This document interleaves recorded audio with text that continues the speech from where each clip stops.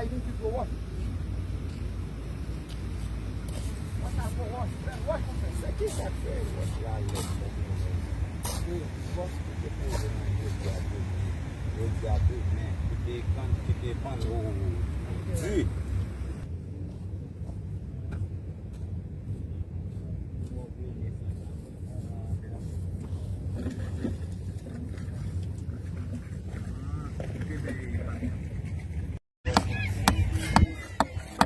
Vamos ver o assunto, vamos.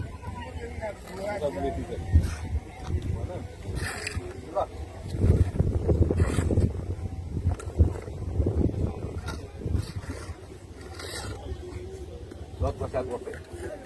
Vamos para aí.